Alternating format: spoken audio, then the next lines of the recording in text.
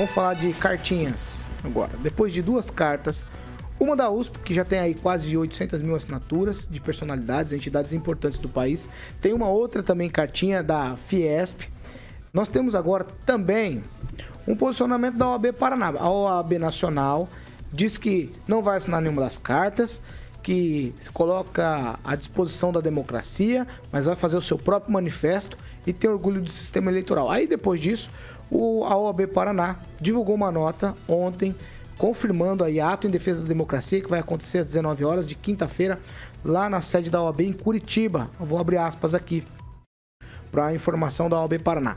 Há 4 décadas, a advocacia brasileira se reunia na Conferência Nacional da OAB de 78 para aclamar pela volta do Estado de Direito, o espírito democrático e o compromisso com a defesa das liberdades que norteiam o histórico evento seguem presentes em cada ato da instituição. O ato em defesa da democracia, como eu falei, tem início às 19 horas na sede da OAB Paraná, com a presença de advogados e advogadas que lutaram pela redemocratização do país e seguem na defesa intransigente do modelo democrático. Isso tudo me levanta a questão que eu falei lá no comecinho do programa de hoje.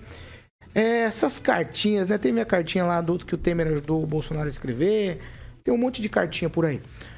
Essas cartas, eu vou começar com o Ângelo Rigon, em defesa da democracia. A democracia precisa ser defendida dessa maneira?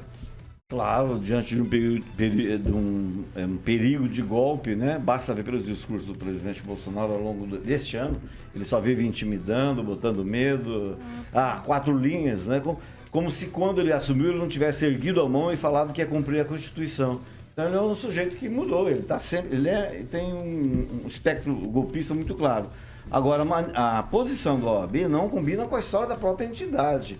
Dá vergonha. Graças a Deus, outras subsecções, como a de São Paulo, tentam honrar o nome da entidade. E só para acrescentar, 8 candidatos a presidente assinaram o manifesto em favor da democracia. O presidente atual não assinou, então significa que ele não é a favor da democracia. Você tem que assinar. Eu, que não sou candidato a nada, Aguinaldo, assinei. E é tão bonitinho, tem lá uma pagininha bonitinha, não sei quem ainda mais da bancada assinou. Mas se você é a favor de alguma coisa, que mal custa, ainda mais hoje com uma tecnologia de pegar o celular e assinar seu nome. Né? Não custa. Agora, para um mandatário é muito feio não ter assinado. Acho que a democracia sempre tem que ser defendida. Quem falar o contrário, como diriam uns outros, mude-se para Cuba. Ô, Pamela Bussolini, quais riscos a democracia corre nesse momento? Pois é, Paulo. Penso eu que, claro que toda carta aí, ou qualquer tipo de defesa da democracia é interessante, é bom, mas não, sinceramente, não entendo esse tom de, vai haver golpe. Seria golpe. As pessoas irem comemorar o 7 de setembro, né? Eu acho tão engraçado que o Alexandre de Moraes fala, atos antidemocráticos, né? Aí você vai ver as imagens dos atos antidemocráticos, é o Cuiabano Lima lá, fazendo mãozinha com o pessoal, todo mundo de verde e amarelo. Então, uma situação estranha, né? Golpe seria o quê? As pessoas que sugerem que a urna eletrônica, que é uma máquina, né? É engraçado, né? Dizer que uma máquina é perfeita, eu acho isso tão estranho. Dizer que as pessoas são golpistas porque elas sugerem que a segurança seja, né, melhorada, ou não sei, que as Forças Armadas, uma vez que foram convidadas, né, a acompanhar o processo, fazem ali suas sugestões através do seu sistema de defesa. São golpistas, Forças Armadas, aqui só pode Forças Desarmadas, sendo que foi feito um convite às Forças Armadas participar. Então, não sei, esse tom aí de, vai haver golpe, o presidente vai dar um golpe. Ontem mesmo eu assisti, né, a entrevista dele no Flow toda, ele não falou em golpe em momento nenhum. A única coisa que ele disse foi sobre as sugestões de melhorar a segurança e tudo mais, que ele vai aceitar o resultado sim. E por diversas vezes vivem falando que ele não vai em debate. Ele falou assim, não, eu vou sim, eu vou lá na Globo. Foi um mal entendido. Então acho que existe muita distorção e é muita defensiva de coisas que deveriam ser encaradas por nós com naturalidade. Talvez por isso o Fachin finalmente recebeu um grupo de advogados, acho que foi ontem, antes de ontem, né, conservadores, que pediram para eles, veja só, ter que pedir isso por um ministro, que pessoas que fazem críticas à maquininha, né, gente, que é uma máquina, uma impressora, enfim, que contabiliza votos, que elas não sejam censuradas, desmonetizadas, que elas não tenham as suas redes sociais fechadas. Então, se o excesso está vindo de alguma parte aí, eu acho interessante a gente olhar, infelizmente, para o Poder Judiciário, o Legislativo e o Executivo. Eu não vejo esse tipo de ação estranha. Professor Jorge, eu quero me ater aqui à questão dessas cartas indefesas aí da democracia.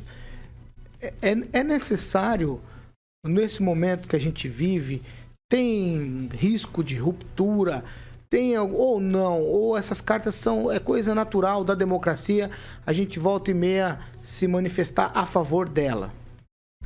O Paulo, primeiro dizer que não são cartinhas, né? Porque o impacto que causa uma cartinha não é nada, né? Mas uma carta, e é uma carta política no mais amplo sentido, né? Quando defende a democracia, é um documento histórico. E, portanto, é uma carta histórica que cria uma divisão entre o silêncio que a sociedade brasileira estava tendo em relação às permanentes e intransigentes ofensivas pela destruição do grau de civilidade que nosso processo eleitoral tem.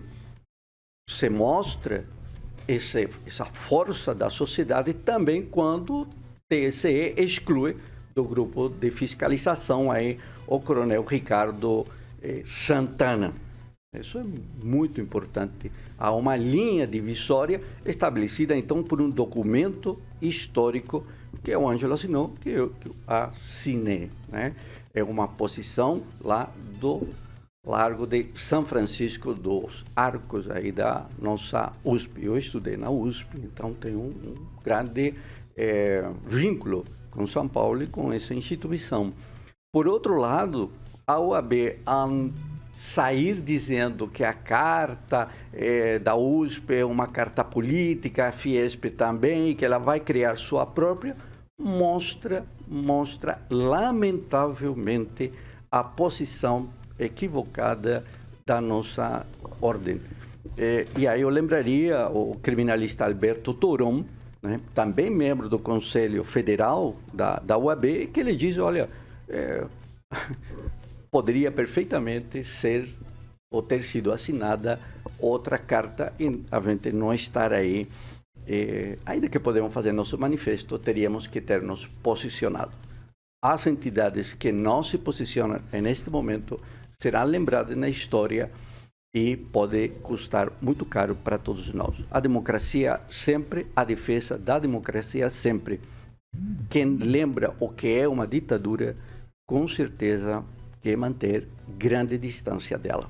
Quem, Rafael? Olha, a nossa democracia não pode ser resumida em cartinha / urna, né?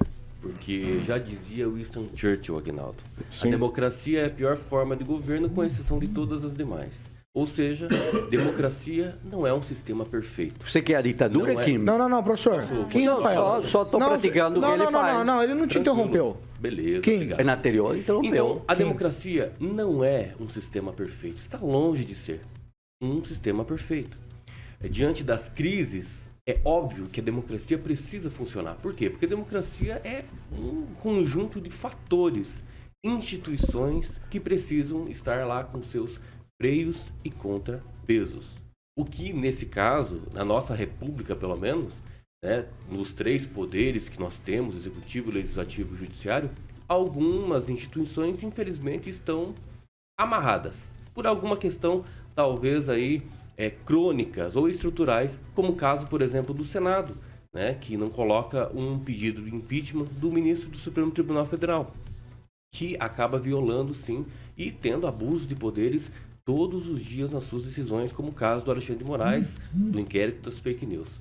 Então tem algumas questões no nosso Brasil que eu acho que nós precisamos vencer as crises com a nossa democracia, e não se baseando em cartinhas, mandando cartinha aqui da democracia. É uma narrativa, é uma questão politiqueira. A politiqueira mais barata que existe. Cartinha, nossa democracia é uma cartinha, a urna eletrônica, a nossa sagrada urna eletrônica. Isso é nossa democracia? Será que a gente está precisando de alguma guerra para a gente crescer um pouco mentalmente? Ter um pouquinho mais de maturidade para entender o que é realmente democracia? Winston Churchill, ele que participou da Segunda Guerra Mundial, e se não fosse ele, o Ocidente não teria vencido. Ele, com a experiência que teve, disse que a democracia não é um sistema perfeito, porque... Mas é o melhor deles. Exatamente, é o melhor deles. Porque funciona, as instituições funcionam. Agora, nós queremos se basear numa democracia em cartinhas, em urna eletrônica, isso, desculpa. Mas é uma vergonha, como brasileiro, ter que ficar falando sobre cartinha, sobre atos antidemocráticos. Tá bom. Agora, a família nas praças das cidades são atos antidemocráticos. Vamos lá, Aguinaldo Vieira. Não, é rapidinho. O golpe é pedir governo militar, né? Isso é isso é golpe, né? Ainda bem que é uma mínima faixa de pessoas que pedem que o governo seja militar, né? Pior que os idiotas acreditam que poderíamos ter um governo militar com um presidente civil, né? É uma idiotice terrível. E pior do que isso, e eu confio em máquina, né? Se fosse a gente não usava calculadora, né? Prefiro acreditar em máquina, que é perfeita, do que em ser humano, né? Em ser humano que eu acho que não dá para confiar. E não tem problema nenhum, democracia. O importante é que todos pensam e não precisa também mensurar exatamente, se você não assinar esse documento aqui, você é antidemocrático, enfim. Cada um faz a sua democracia e vá, né? Você não pode ter medo de perder uma eleição e já querer colocar a culpa em alguma coisa, né? Isso que é o problema. E talvez ele não assinou a carta porque não saiba escrever. Rigon, tweet. Só para dar um exemplo. Nem o próprio nome, né? É só para dar um exemplo do quanto é importante a democracia. Em maio do ano passado, o presidente da República, Jair Bolsonaro, falou o seguinte: sem voto impresso não tem eleição em 2002. Se isso não é ameaça de golpe, né? Se não é, no mínimo, um autoritarismo.